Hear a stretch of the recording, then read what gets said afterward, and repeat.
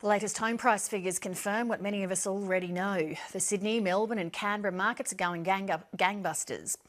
But as the dream of home ownership seems to slip further away, savvy investors are looking a bit out of the square to get a foothold on the property ladder. Angelique Donnellan reports. Every morning, Rob Cooper checks the housing market. The news is never good.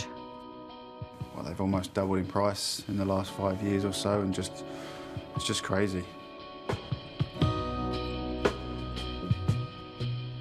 Rob wants to buy a home so he can stop paying $800 a week in rent. I love living in Woolloomooloo. It's a great place. You know, it's so close to the city. I get to walk to work through the Botanical Gardens, 20 minutes, and it has all the, the lifestyle drivers, which I love. But he can't afford to buy here. So the IT account manager has joined the ranks of the generation dubbed the rentvestors. He's bought a rental property in a market he can afford. West Croydon's the suburb. It's about 7k away from the city, and it was just under $700,000 for a 3-bedroom house. No further bidding. It's yours. Congratulations. Well bought indeed.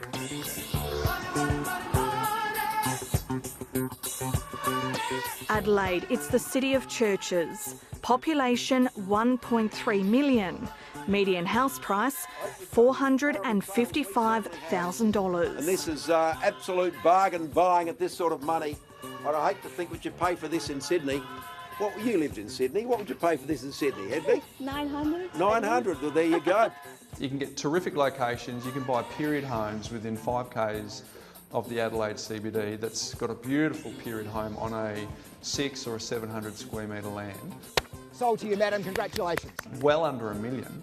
And if you did the same in Melbourne or Sydney, same position, same house, same land size, you'd be paying definitely double and in some cases triple.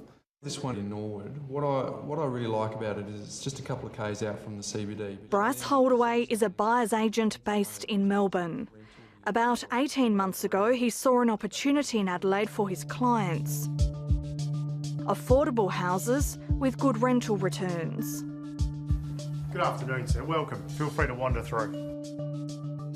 The reason we went to Adelaide was the 3 L's, location, land and looks. Being in that early part of the growth cycle, where you could pick something up that seemed ridiculously cheap by Melbourne and Sydney comparison, was really enticing.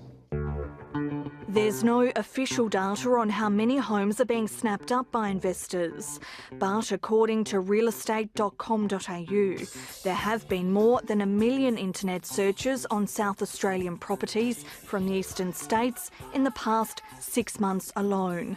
The number of searches from Victoria is up 70%. The land size is just over 1,000 square metres. Adelaide real estate agent Mandy Doolan has sold 10 properties to interstate investors this year. 734 says bidder number 4. The reason that they are interested in the area is because we're only 5 minutes from the city. Literally, you can see it at the end of the street. The investor interest is a shot in the arm for a state in the economic doldrums. South Australia has the highest unemployment rate in the nation, and in October will lose its local car manufacturing industry. Look, I think the fact that it's quite obvious that eastern states investors are looking at South Australia and making large financial bets on the fact that they're going to make a profit in the housing market shows us that people are looking to South Australia on the up. I don't particularly like investors. I don't know what else to say. Claire Mills sees interstate investors as unwanted competition who could drive up prices, making it harder for her to ever own her own home. I'm paying $370 a week, which is pretty expensive as it is. To not be able to be given a home loan that would be approximately the same repayments is a bit heartbreaking. Assignments on the first week. Claire is a single mum and is struggling to get a home loan in the existing market. Even once I get pre-approval, I'll be looking at probably getting their home loan for about $230,000. I don't know what you're going to find for a family of 4 for $230,000. Yes. Claire Mills is not alone. I think a lot of people in Adelaide find their housing unaffordable. It might be lower than in Sydney, but we still have about 14% of South Australian households who are paying more than 30% of their income on housing costs. It's not only investors causing concern for home buyers, but also the prospect of interest rate rises. I don't know where I'm going to end up. My goal is still to be in my own home by next year. I'd like to be given a go. I'd just like someone to give me a go. There we go, you can press it down. All done.